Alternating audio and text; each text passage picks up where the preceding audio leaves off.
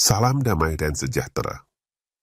Beberapa komentar pada video bagian pertama menunjukkan ada cukup banyak orang Katolik yang mendukung keberadaan misa Katolik Ritus Maya ini.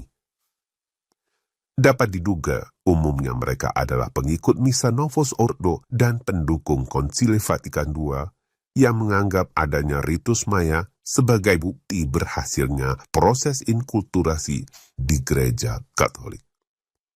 Dengan proses inkulturasi tersebut, budaya setempat tidak diasingkan dari kekatolikan, tapi dengan harmonis dapat diintegrasikan ke dalamnya. Keragaman liturgi yang akan muncul dari proses-proses inkulturasi apabila ini terjadi juga di berbagai budaya lain, akan menjadi bukti bagaimana kekatolikan telah menjadi kekuatan yang mampu mengilahikan atau membaptis budaya setiap bangsa. Benarkah demikian? Sebelum kita menyetujui gagasan ideal semacam itu, mari kita belajar dari sejarah. Kita perlu tahu mengapa Paus Santo Pius V mempromulgasikan misa Latin Tridentin menjadi satu-satunya lex orandi atau liturgi resmi gereja Katolik pada tahun 1570. Apa yang dilakukan Paus Santo Pius V tidak dapat dilepaskan dari adanya gerakan reformasi Protestan yang muncul pada masa itu. Gerakan bidat tersebut berkembang luas dan banyak perorong ajaran iman Katolik nyaris di seluruh Eropa. Salah satu cara penyusupan pengaruh ajaran bidat ini adalah melalui berbagai upaya pembaharuan atau perubahan liturgi. Perlu diketahui, untuk menanamkan pengajaran bidatnya, Martin Luther telah mengubah liturgi bagi para pengikutnya sedemikian rupa agar sesuai dengan teologi bidat mereka dan secara prinsip berbeda dari liturgi Katolik. Perubahan liturgi secara signifikan juga dilakukan oleh Thomas Cranmer, uskup agung Anglikan di Canterbury, juga dengan tujuan agar teologi misa Anglikan yang Protestan menjadi berbeda dari teologi misa Katolik. Di sini kita melihat jelas bahwa liturgi erat kaitannya dengan iman. Lex orandi, lex credendi. Bagaimana kita berdoa menentukan bagaimana iman kita.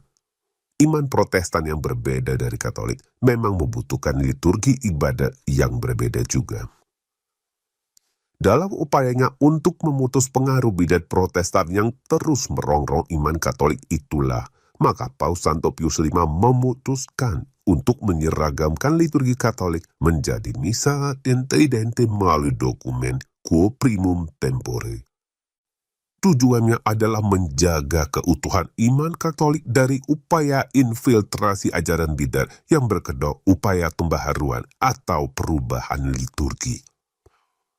Penetapan satu-satunya liturgi misa Katolik itu diikuti dengan ancaman kutukan bagi siapapun yang berani mengubahnya.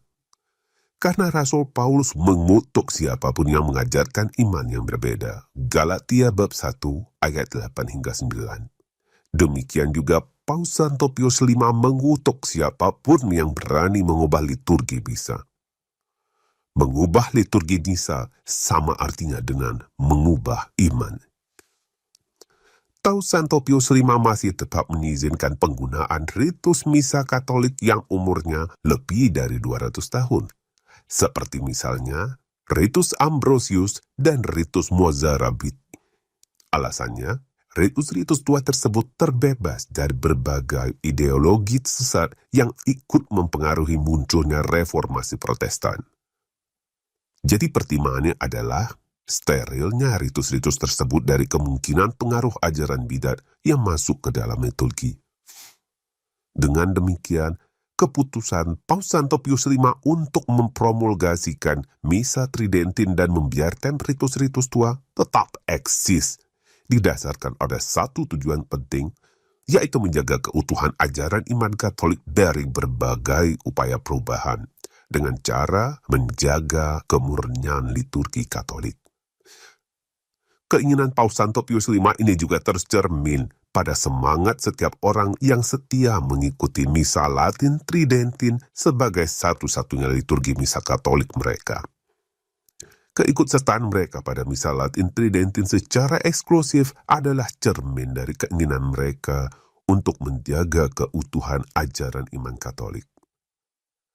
Tapi setelah Konsili Vatikan II, segalanya menjadi berubah. Konsili sesat tersebut tidak lagi percaya bahwa Gereja Katolik sudah menerima seluruh kebenaran secara penuh yang tidak akan pernah berubah. Yohanes bab 17 ayat 8. Melalui dokumen Dei Verbum 8 jelas dikatakan bahwa gereja masih terus berkembang menuju kebenaran yang penuh, entah sampai kapan. Artinya, ajaran gereja konsili akan terus-menerus berubah. Dengan perubahan paradigma inilah maka gereja konsili tidak bisa lagi bertahan dengan liturgi misa tridentin yang tertutup bagi segala perubahan. Gereja konsili yang ajarannya terus akan berubah membutuhkan sebuah liturgi baru yang dapat melayani keinginan sesatnya, yaitu Missa Novus Ordo. Liturgi misa yang baru ini sejak semula memang dirancang untuk terbuka terhadap segala bentuk perubahan. Perubahan yang diakomodasi dalam liturgi Missa Novus Ordo salah satunya adalah inkulturasi budaya lokal. Proses ini secara bertahap sudah mulai berjalan sejak Missa Novus Ordo mulai diterapkan di berbagai keuskupan beberapa puluh tahun yang lalu. Dari sini kita tahu bahwa peresmian Misa Katolik Ritus Maya baru-baru ini hanyalah konsekuensi logis dari upaya inkulturasi yang memang dimungkinkan dan bahkan didorong dalam liturgi Missa Novus Ordo. Tujuan adanya berbagai perubahan dalam Missa Novus Ordo tidak lain adalah mengubah iman Katolik terus-menerus sesuai dengan konteks budaya dan perkembangan zaman, terutama demi membangun semangat ekumenisme yang menjadi agenda utama dari Konsili Vatikan II. Ini tujuan yang tepat berlawanan dengan tujuan dari Paus Santo Pius V ketika menetapkan Misa Tridentin sebagai satu-satunya liturgi Misa Katolik. Bisa kita simpulkan, Misa Tridentin bertujuan untuk menjaga keutuhan ajaran iman Katolik, sementara Missa Novus Ordo justru bertujuan untuk mengubah ajaran iman Katolik sesuai agenda dan semangat konsili. Misa inkulturatif yang menjadi salah satu buah dari Missa Novus Ordo akan menjadi pintu masuk bagi gagasan-gagasan sesat dari budaya lokal atau kearifan lokal yang akan mengubah iman Katolik secara bertahap. Ini seperti memasukkan anak ular atau anak macan ke dalam rumah. Awalnya tidak terlihat berbahaya, bahkan lucu dan menggemaskan. Namun ketika dibiarkan tumbuh besar, ular dan macan tersebut suatu saat akan menerkam tuan rumah. Demikianlah elemen-elemen budaya lokal yang masuk ke dalam liturgi Misa Katolik, yang awalnya tampak tidak berbahaya, pada perkembangannya suatu saat akan mengubah iman Katolik menjadi berbeda sama sekali. Jadi sekarang, buat mereka yang masih mendukung upaya-upaya inkulturasi, termasuk mendukung adanya Misa Katolik Ritus Maya, pertimbangannya adalah ini. Manakah yang lebih penting bagi gereja Katolik sesuai dengan kehendak Tuhan? Mengangkat budaya lokal ataukah menjaga keutuhan iman Katolik? Saya memilih yang kedua, yaitu menjaga keutuhan ajaran iman Katolik. Maka bagi saya, Misa Katolik adalah Misa Latin Tridentin atau tidak sama sekali.